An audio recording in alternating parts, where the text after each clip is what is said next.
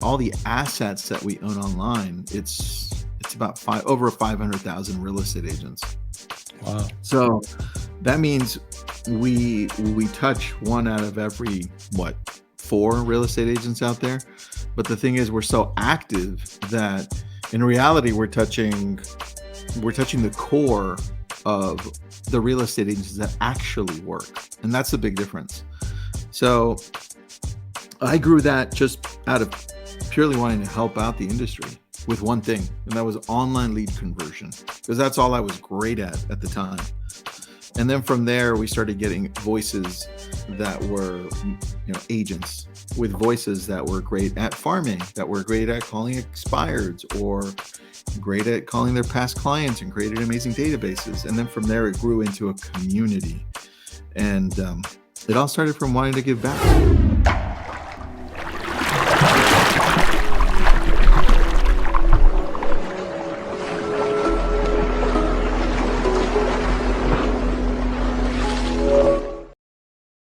All right. Hey, what's up, Masters? Welcome to another episode of Path to Mastery podcast. Today we are with Tristan Ahumada. How are you, man?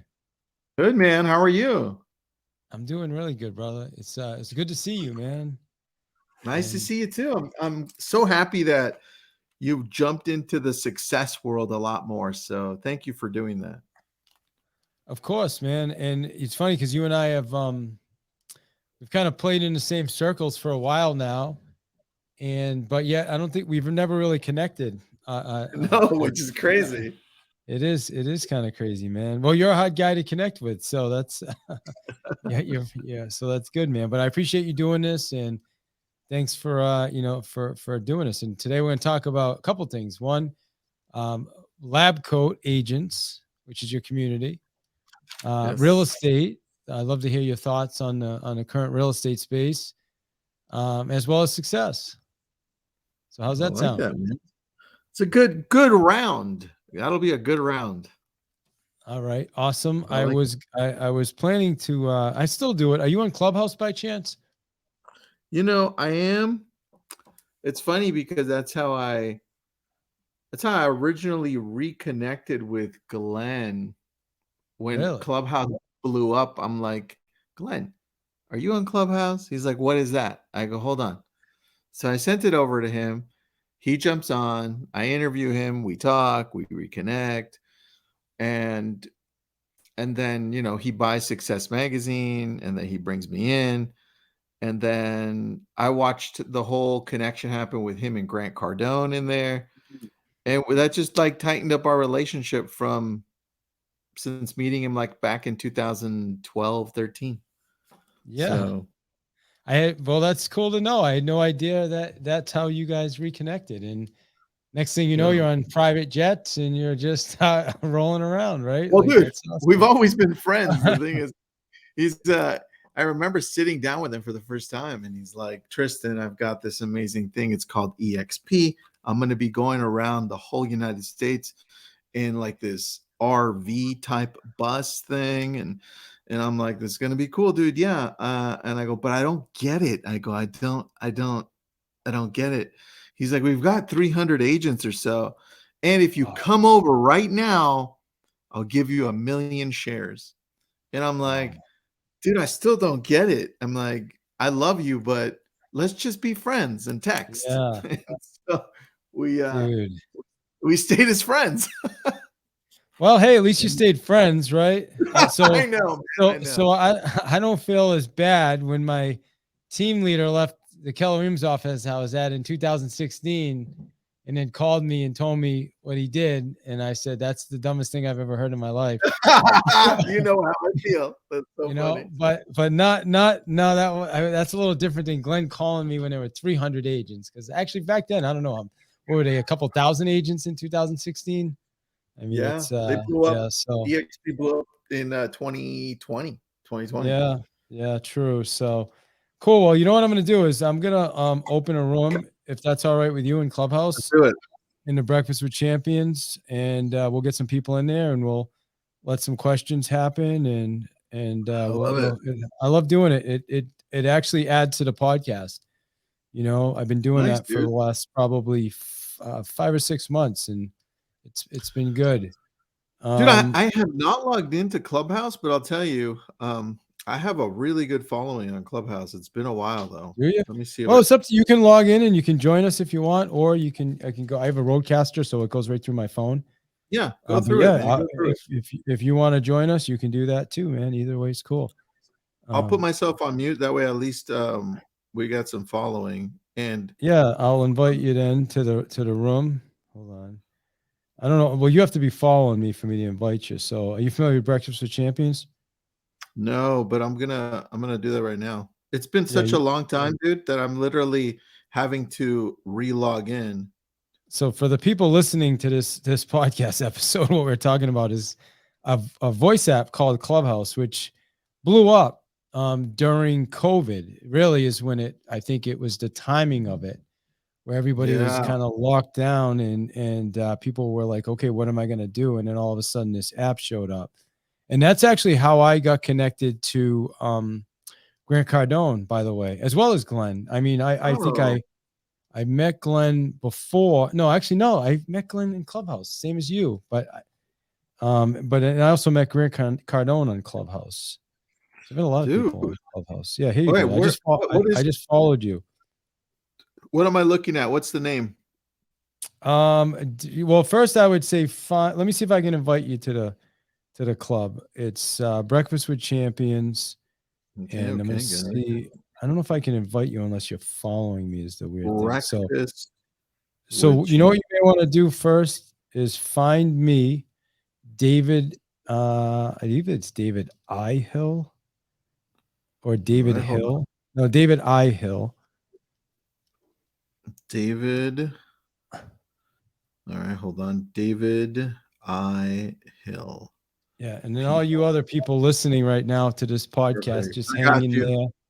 Yeah, we're gonna get to you. But if you're interested in an app, voice app, it's pretty cool. I know a lot of people are transitioning over to Spaces now or Twitter Spaces. Are you on there yet, Tristan? I am.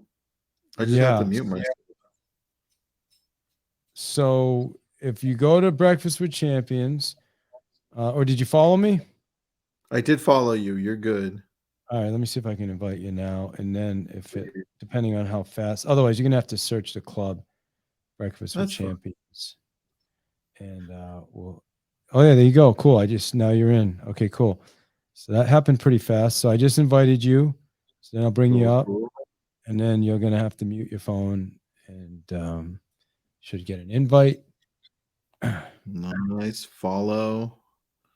Are we doing the I am a lion and refuse to talk? Is that the one or is it a different one? No. No, that's not me. I'm not a lion refusing to talk. Okay. Got you. Don't worry. I'm in. Okay. Right. Are you in the room? Today at 1. I'm listening. Is this the one? Let's see here. Oh, I'm in. I got you. Did you see me up at the top? Because I don't. Oh, no, that's not you. I don't see you. No. All right. You know what? I'm not sure what's happening, but I'm in the Breakfast with Champions Club. It says your name is in the title of the room. Yeah, Tristan Ahumada, Lab Code Agents on Real Estate. I got you. All right. So raise your hand then if you're here because I can't see you. So sometimes the app's glitchy, but I can't see you. So let me see if my hand. I'll just say hello. Hi. Yeah, I don't know, man. It's weird. I can't see anything. Okay. Oh, wait. Here you go. Let's see. It shows a hand raised, but then nobody. Let me do something here. I'm going to try connecting to Wi-Fi and see if that makes a difference. Yeah, no problem, dude. I like playing audibles, so we're good. Yeah, we are good, brother. Thank you. All right. So we got Lucy trying to come up, but I don't see you in the room still. I see Shantae. Tristan, I just invited you. I sent you a text. Oh, got it. You see Shantae as well? Yeah, I see her at the top. Oh, there you go. Well, I don't see Shantae either. That's so weird. Like I'm at the top. I'm joining. All right, you're joining me now. There we All go. right, all right, cool. Hey, Lucy, thank you for that. Appreciate you, You're Lucy. All right, you're welcome to hang out up here. All right, cool. So let's jump into it. You're back on Clubhouse. Let me see how many follow. I gave you a follow. Cool. Look at you, man. You're not even on here, and you got almost as many follows as mine. I've got 18. You've got 17.1, man. That's not fair. Now I have to catch up. Yeah. It's been a while, man. It's been a while. Yeah. There you go. I love it. Cool. So talk to us. What is first off, I love it when I ask people to send me the bio and your whole bio, it says nothing except brilliant tribe. What is so helpful when you're doing podcasts? What is brilliant tribe?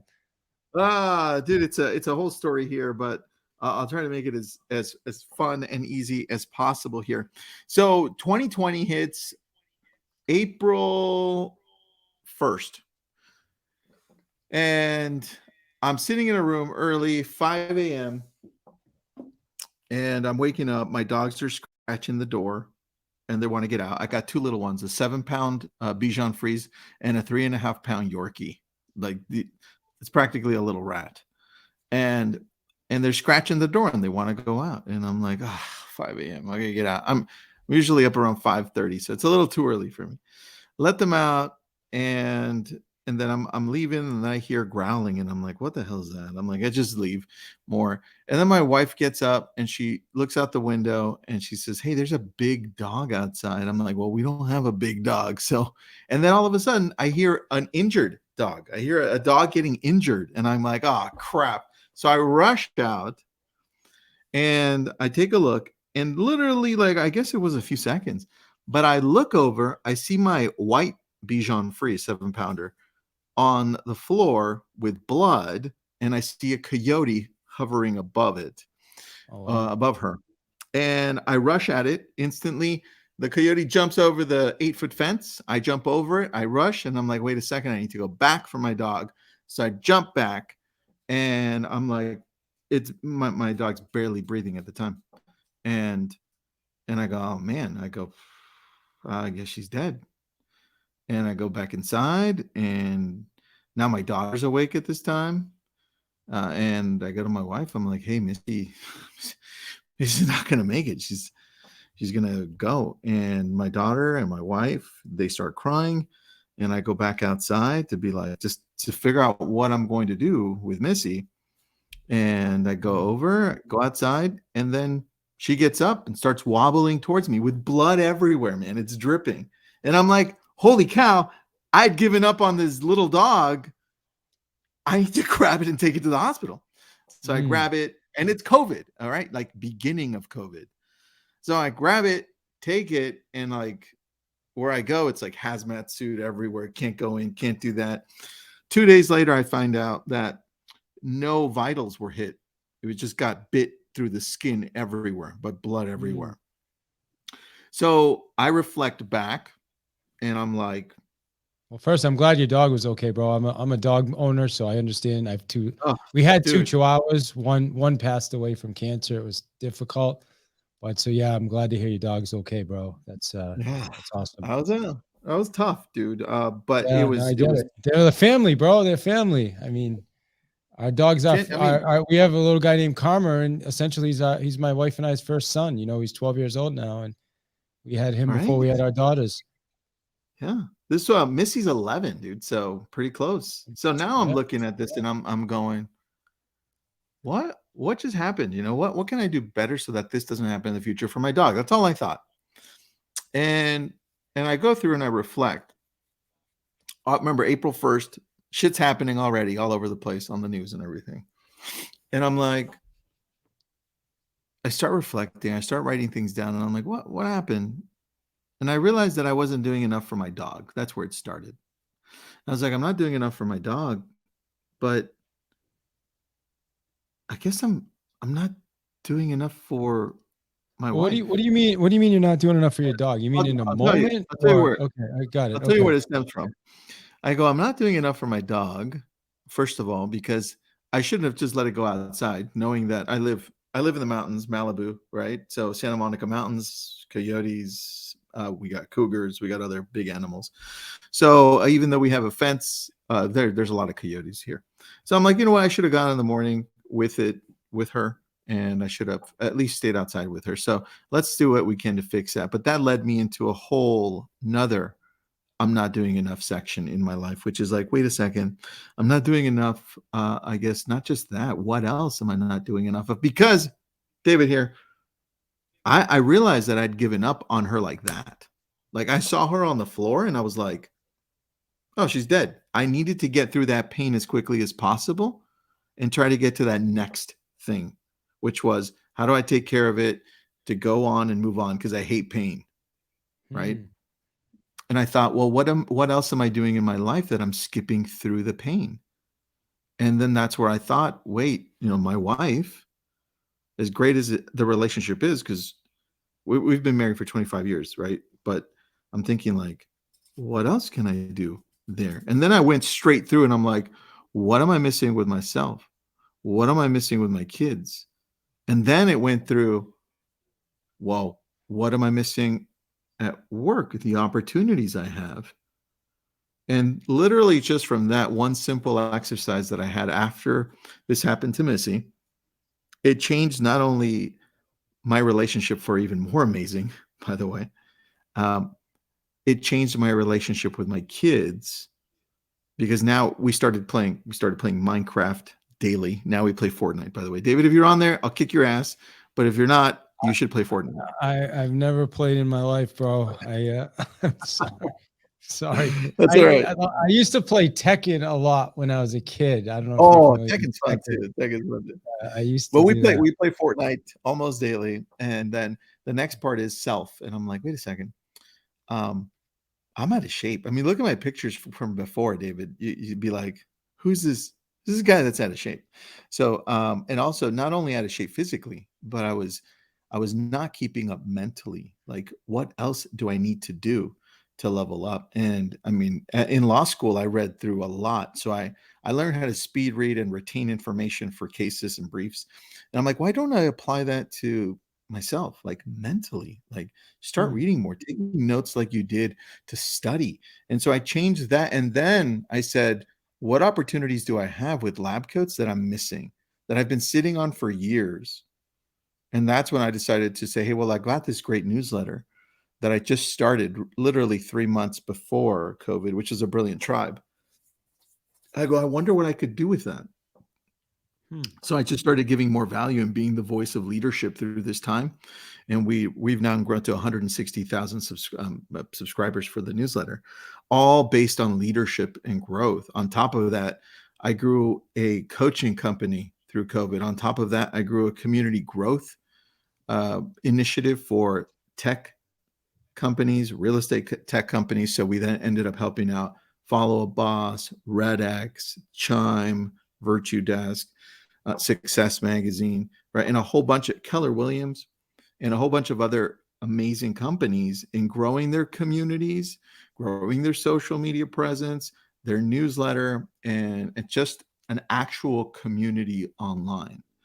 And then from there, I thought, well, we're not doing enough with real estate too. Let's see what we can do there. And then I started growing that now to the point where we're like, we have so many different businesses right now because of that one incident that I look back and I still ask. I ask consistently now, David, what am I not doing enough of? What am I missing here? Amen. Yeah. And that's really what took me to that next level with A Brilliant Tribe.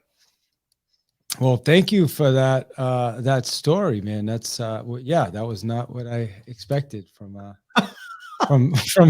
that. So appreciate that.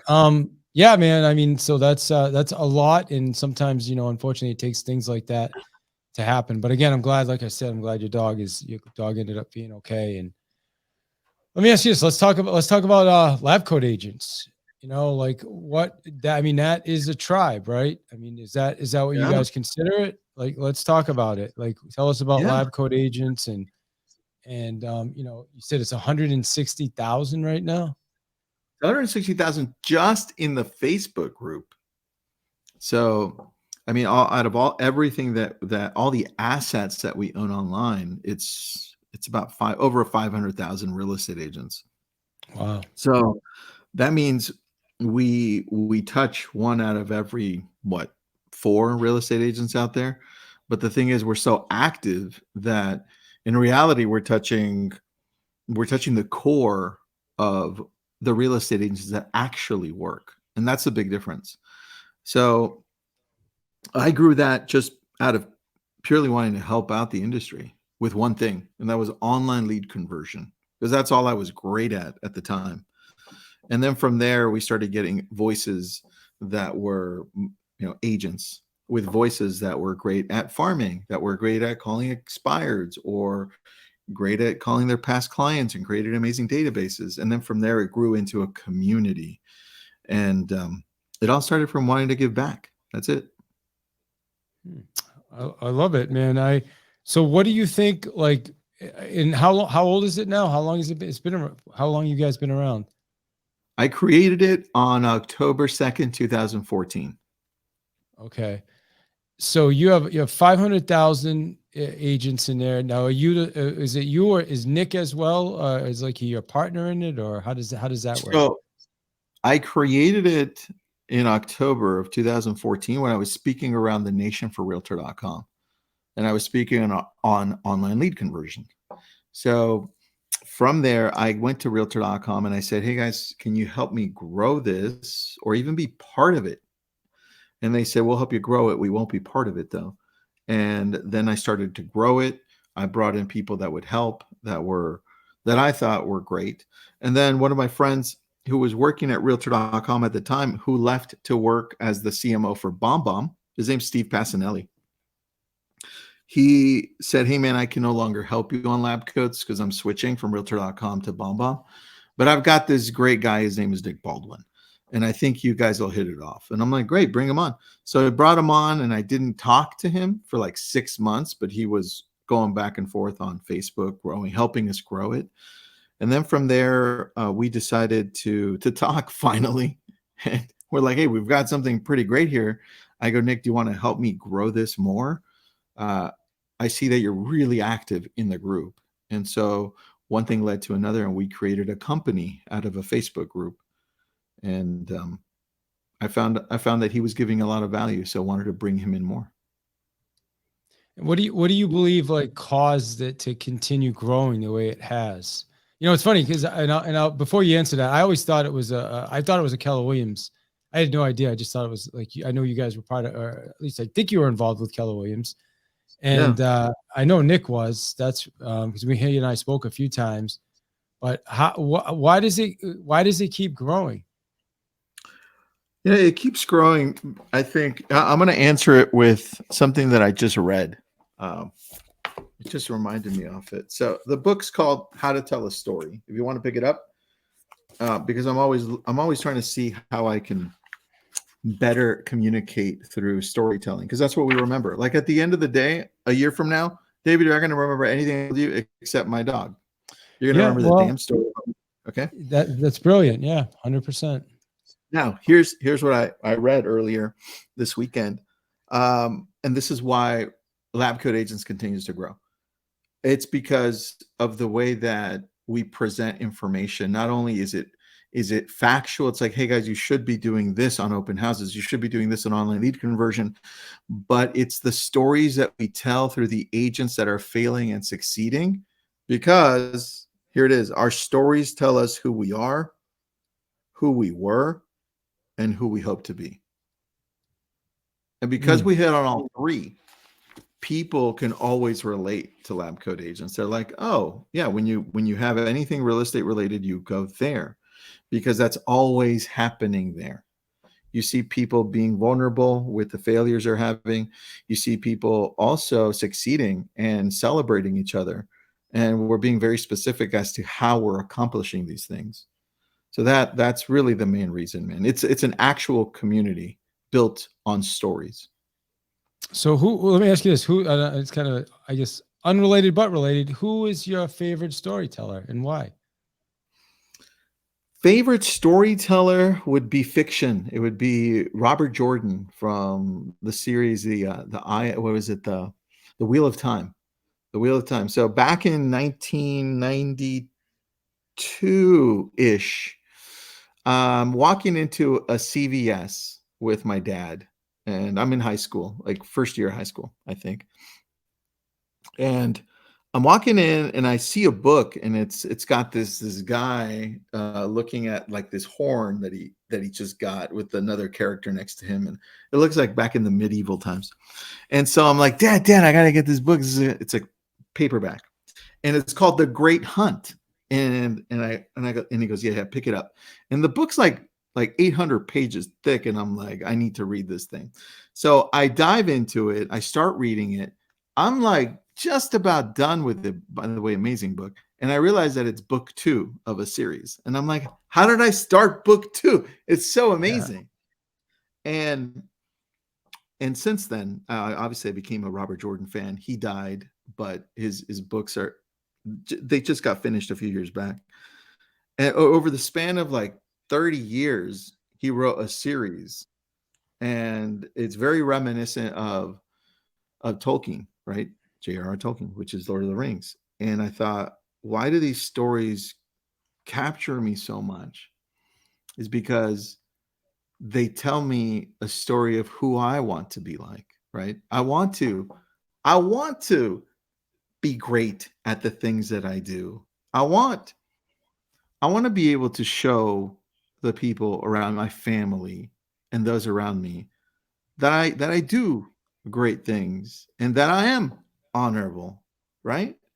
Yeah. And yes, I'm going to have failures along the way. It's part of life. But I also use those failures to be able to step on them and grow from them, right? And I think that in essence, the fantasy, sci-fi, fiction, all those books, and even nonfiction, because after law school, I was like reading continual nonfiction. Those are all stories that we can see part of ourselves in, either our past, our present, or our future. And I think Robert Jordan did that so well for me that it made me want to tell stories in real estate as well. That's awesome, man. Good stuff. Well, let me I do want to talk about real estate. Also, I'm going to let some people in Clubhouse ask some questions of you as well. Curious though with the Facebook community, because I've got a community and I just haven't spent enough time growing it and pouring into it, which it's a time investment, right? I mean, in the end, that's what it is. It's a commitment, like anything else. Like this podcast I'm doing now is 310 episodes, so I've invested some time into it, right? What do you? I mean, you have a lot of influence with 500,000 followers. So talk to us about that. What kind of like a responsibility do you feel you have to this following, and what causes you to continue? Like, how do you approach that? It's a circle, believe it or not. You start off by deciding that you're going to share something that works with a group of people, and then they try it and they're like, oh crap, Tristan was actually right. He's and he told us what to do for free. This is nuts. And they keep on coming back. The thing is that happens that we don't expect is that when they come back to us, it creates a sense of accountability. So you're like, oh crap, I need to show up again. And I need to keep on getting better at my craft so that I can continue to offer better and I can continue to offer more. And what happens is, because you need to show up a better version of yourself, you start taking care of yourself more. You start taking care of your mind more. You start taking care of who you hang out with more, what you're reading, what you're listening to, because now you have a responsibility that's grown from just those around you to now thousands of other people that are watching you, that are not saying anything, but they're watching. Yeah. And then like 7, 8, 10 years later, they'll tell you, Tristan, We've been following you since 2012, since like you've been talking on stage for Realtor.com. And we finally decided to reach you to say thank you because of whatever. And it's that, man. It's that it's a habit that you create on bettering yourself, not to outdo anybody else, but just to outdo who I was. Because as great as you think I am, not you, but in general, like people think, oh, Tristan's awesome. I have a lot of challenges too. Like there's some days where like I struggle more than other days, and it's just part of being human. I share the same feelings we all do: sadness, anger, right? Happiness as well, right? Laughter. But at the same time, I've also dealt with envy in the past, and I've had to look in and say, how can I get better at this part so that I can grow from it? So to answer the question simply, it's a circle. You get hooked on becoming better and realizing that your only competition is you. You can use others as inspiration, but you can't use them to measure where you are, because then you start hurting yourself. Yeah, that's a really good answer. And the other thing that you said, I think, that most people pick up on is that most people will resonate more with your challenges and tough times than they do with all the great successful things. And I think that also makes you more human, vulnerable, and people are attracted. And plus, I can tell just from the last 25 minutes we've been together, the way you share stories and communicate is also a part of why you guys are so successful. Thanks, man. I try. It's Yeah. it's just through Authenticity. Yeah, I think that's part of it. I'm trying to remember who really described authenticity in a great way. It was a couple of guys I interviewed out of LA. Their book hasn't come out yet, and I'm trying to remember the name of the book. I interviewed them for Success 2 weeks ago, and they said that authenticity really is just identifying with who you are and showing up like that more often. Wow. And I thought, man, that's so simple but true. It's like, yeah, we so often overthink who we think we want to be, and then we try to show up as somebody we're not, and then we have a challenge, right? It's like, and specifically in real estate, David, if I'm looking outward and I'm saying, oh, dude, that guy is just doing amazing. Like now I think, and he's like, I think if I buy a Rolls, I'm probably going to get the same clientele he does. And, he's eating it at Nobu. I'm going to go to Nobu. I'm going to chill out there. It's like, but does that fall in your wheelhouse? Like, are you even good at that? And I think that's where our vision gets a little clouded, where we think we want to be like someone, but we have to earn getting there, meaning you have to fail at all those places this other person has failed to. And it has to be in your talent stack. Like, is it even there? Right. So I think that that's a big challenge in real estate too, where we look to do what others are doing. We go and purchase online leads. We've never talked to a single one. We don't have systems in place, and we expect it to work the next day. Right. Where it doesn't work like that. So like when I jumped into real estate, brand new agent, the very first thing I did, I door knocked for about 6 hours straight. But my background through high school and college was telemarketing. I was selling ink cartridges, selling windows. I had done it door to door. I had done Nielsen TV ratings on the phone, both in Spanish and in English, right? So door knocking, who knew, was second nature to me. So I went out and did it. But it felt in my wheelhouse. Like I got business from it because I knew what I was doing. And a lot of people are just like, oh, I'm joining a new brokerage. They're telling me to call expireds, call for sale owners. And it's like, wait a second. You're so good at social media and you want to go do that? It doesn't add up. So that's the challenge.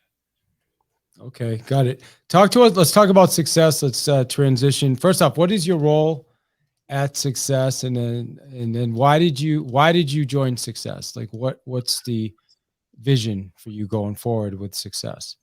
Yeah, I'm the chief marketing officer for Success Enterprises, and the reason I joined was because I see a brand that's not only 125 years old, so it carries a lot of great brand recognition, but there's a lot of opportunity because we've also seen the brand, as great as it hasn't been loved correctly for the last, I don't know, 7 to 10 years, where it does have a huge following, both online and offline. There needs to be more attention placed to it. And I thought coming in on the marketing side of things, meaning we think of what are the top 5 most visited websites in the world? Google, YouTube, Facebook, Twitter, and Instagram. How do we show up on all of those, right? We do have close to a million unique visitors on the website monthly, right? Which is great. But we also notice, like, wait a second, how long are they staying? What are they gravitating to? Yeah, we've got over 500,000 followers on Instagram and 3 million subscribers or followers on Facebook, but how much of that is actual engagement? Have we dropped off? Like, what's the message being delivered? So I saw a massive opportunity to do what I've done for the real estate world and bring it to the personal development, business development section of the world in general. And I thought we can do this, especially where we have Jarek involved with me, working really closely, and then being able to bring in people like you, man. Like, we have such an amazing group of people. We really just need to put more of ourselves out there in a place where people are already expecting to receive value. That's what did it for me. I'm like, this is a massive brand. So when you say not loved, like what? Because I remember driving around, would listen to the CDs in my car. That's, Dude, I don't know, yes. 15 years ago. Listening to yes. Mel Robbins and you know, I had Mel on my podcast. I wouldn't even know who she was except for listening to her on the CDs, like the monthly. Every month they'd send you the magazine, and I'd tear out the CD and I'd go drive around just to listen to the CD. Yes, that's it, amazing, dude. So you know how many people I've talked to? What happened was that, like anything else, when you stop focusing on giving value, all of a sudden shit doesn't work anymore. You know, who I don't even know who told me this, but it's so funny and so practical, and it's so true. If you don't use it, you lose it. Well, guess what? The brand wasn't being used. So what happened? It started losing its attraction, started losing its influence. It has great brand recognition. Yeah. But that's it. So our job now is to bring it back to life and then take it to where it's never been before. You know where it's never been before? It's never been able to compete against Forbes magazine, Inc. magazine, and Time magazine. And those companies are not magazines. They're actual real enterprises. And that's what we want to do. Amazing, man. Amazing. All right, let's see. We got some friends on Clubhouse. Does anybody on Clubhouse want to ask Tristan a question? I see Shantae. I have a question. Awesome. Yeah. Hi, Tristan. It's Shantae, Tucson, Arizona realtor. I was just curious, since you do so much social media marketing, is it good in one of your Instagram posts you put on there, you know, to make sure that we're knowledgeable about whatever platform we choose? Should we just choose one, or should we choose you know, multiples to work on? Yeah, well, I'm going to ask you specific, because this is a very specific question for person to person. How often are you currently posting right now, and where are you posting? So I post on Instagram and Facebook and occasionally on LinkedIn. And I'm not consistent. I used to be a lot more consistent, but this last 6 months or so, I've sort of gotten off beat. But I was posting 3 times a week on each platform. All right. So are you still, would you say 3 times a week is what you're averaging right now currently? No, not at all. LinkedIn, I haven't posted on there in quite some time. Instagram, I'm posting 1 to 3, and Facebook is probably about the same. I've just not been on social media as much. Okay, so what I want you to do is, first of all, let me grab something for you. I want you to DM me on Instagram, and I'm going to send you a calendar. Let me grab it. I make a calendar every month that's for social media so that it can kind of prompt you along the way and help you understand what you need to post, or at least say, hey, you know what, today I think you should be posting around you should be posting this. And I'll give you an example. That's It great. circulates through an acronym I created called STAY, STAY. And throughout the whole month, you go, let's say January 1st, it's S, second is T, and then the third is A, and then the fourth is Y, and then it starts all over. And it stands for sell with a story, teach, give advice on something you love, like a hobby or something, and then talk about you. Go back to the beginning, sell with a story, teach, give advice, talk about you, right? Stay. And I'll send that calendar over to you. You can use it as prompts, but I'll give you an example. I'm looking at it right now, so I have an advantage. But January 1st, it says, Happy New Year. What are you looking forward to in your business this year? That's the question that I'm using to prompt you. Then you can talk about it. Next one, for the second, it says teach, right? T. Talk about what you enjoy about your profession that makes Mondays even more exciting, right? Again, it's just a prompt. And then it goes throughout the whole calendar month that way. This way you can circulate through it and be like, got it, or I want to use this, don't want to use this. But the idea is to show up daily. And if you can show up with short video, even better. Like I use a app, you can use CapCut or you can use Viva Video. Either one are great. But when you record, I want you to pick up your phone, and if you've got like bullet points, right, you write them down in a little notebook, and you got like 3 bullet points, right? And you start off with your camera right in front of you. And remember, it's 60 seconds, 90 seconds or less. If you're going to Instagram, 90 seconds or less. So you click it, and everyone starts off with Dave. Everyone starts off like this. It was like a happy Monday, everyone, or hey guys, right? That's how everybody starts. And I even screw that crap up every day. So I go ahead and record through the whole thing, and I'm like, hey guys, it's Monday or Tuesday, whatever. Let's talk about blah, blah, blah. And then I stop.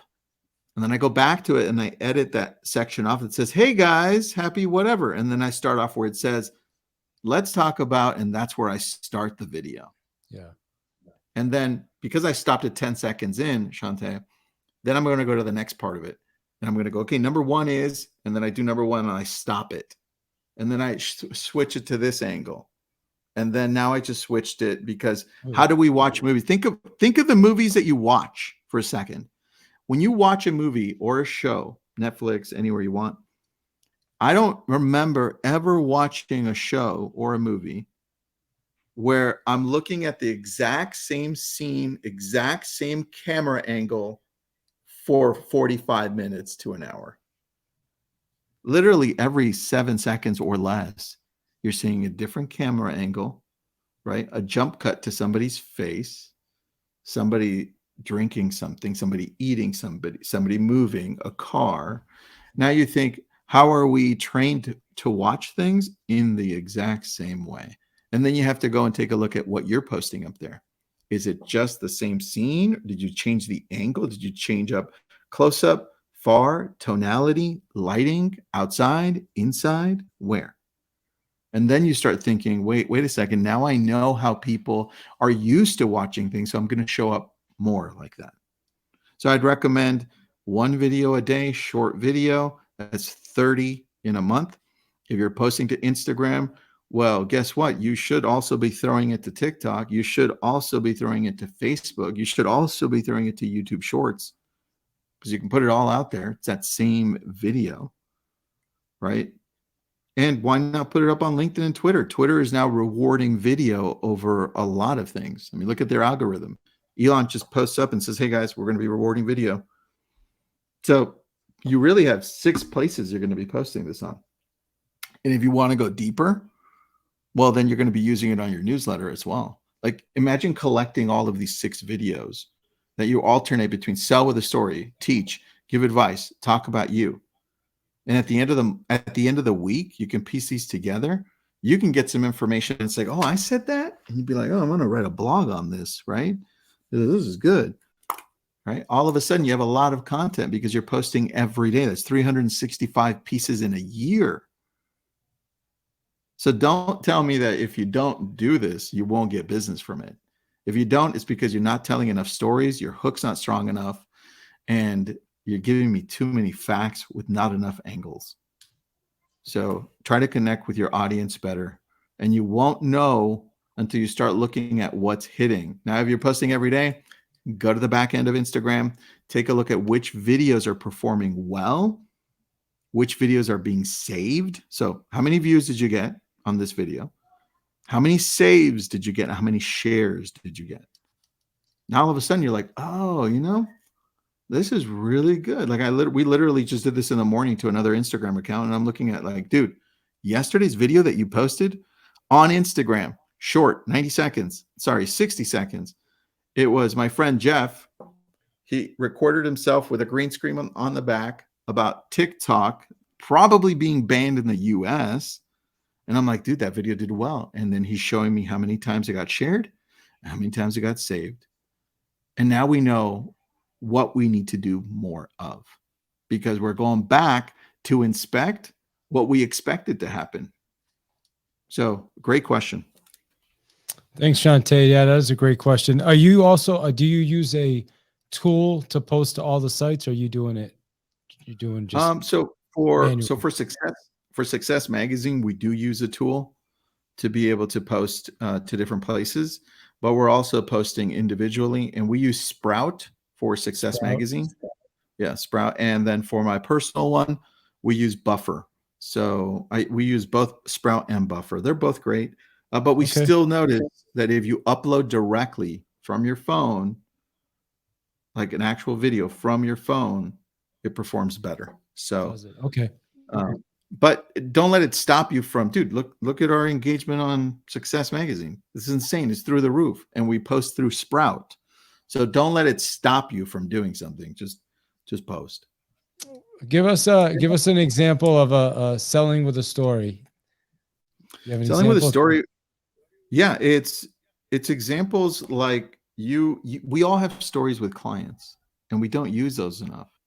So I think when you're driving by any home, or you're in front of a house and you're showing it, or remember, you have to have permission if you're going to use names. If not, you can always tell a story. And one that always works is a first time, or I was walking by, or I was at this home. You know what this reminds me of, right? So that's what I do a lot, where I'm sitting in front of a home and I go, so the very first time I sold a home, it was a disaster, right? And this home reminds me of it, not because it's a disaster, but because it's so good, right? And I remember it was an older lady with a dog, and I was showing her homes because she needed to sell the home and buy the home. And this was the first time she was actually going to sell her home, and she needed a yard because her dog had been shitting all over the place on this one. And I could smell it going in. And that was the disaster part, because having to clean up, that's the story. You start hooking people because they're going to remember the dog that was shitting all over the place. They're not going to remember anything else, man. And I think the key is we all have these stories. We really do.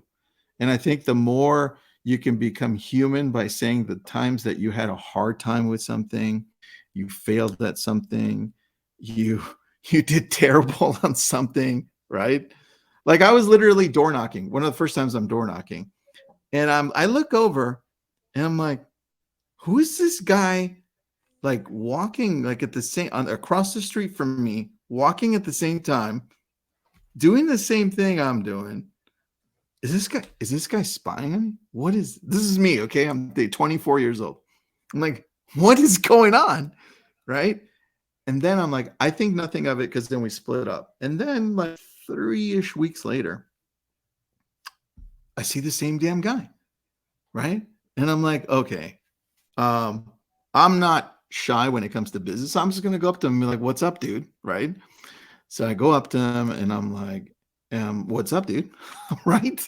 He goes, my name's Rob Alvarez. I work with Century 21, and I've been farming this area for 20 years, right? And then I'm like, you're Rob? And I get his mailers because I'm farming my area. I'm like, this is a legend, right? And I go, Rob, I thought this whole time you were like trying to steal my farm and shit. He's like, no, this is my farm. I'm like, oh crap, dude. And I'm with Century 21, David, at the time. I'm just door knocking his area. And I'm like, oh, I'm never going to break into this area. Right. So I learned a lot of lessons in that one. Number one, do research before you door knock, because somebody else might own the area already, like Mindshare. And they love this guy because he's so nice. Like, there's no way I was going to beat this guy. That's number one. And number two, talk to anybody you think is strange first to get it out of the way. Right. So that was a lesson I learned. Awesome, man. Well, I appreciate that. Appreciate you jumping on today. I know we went a little over the time we had planned. So let our listeners know the best way to connect with you. Obviously, it's through the Success. Is that the best way, or what should they do if they want to get more? You know what? Click on my, I think, dude, this is the first time I've logged into Clubhouse in a year or so, maybe 2 years. And I think it's still connected to Instagram, right? You can click on the little Instagram It link. is. Yeah, it Yes, is it actually. is. Yep. Perfect. Click on Instagram and then message me on there, and I'll send you over this social media calendar. I'm looking at it right now. I just want to make sure I have oh, yeah, here we go. Somebody just did it. Sue, I got you, Sue. I'm going to send this over to you right now. And anybody else up there, just message me on Instagram. It's the best way to get a hold of me. Awesome, brother. And also, if you're, Facebook, we can get them into the club, right? Tell them about the club real quick. Dude. The Success community. Success community. We're growing pretty fast. I think, David, when you jumped into there, we were at about 1,500 people. Now we're like 3,000. So, and this is only a month and a half ago. So we're going to grow pretty quickly. We're just building a strong team that continually posts and gives value. And you're one of those. So thank you for doing that. I appreciate that, man. Absolutely. Well, thank you again for your time today, man. I appreciate you. It's good to connect with you, and looking forward to watching what we do together and what you do with Success, man. Thanks for your help, man. All right, brother. Have a good one.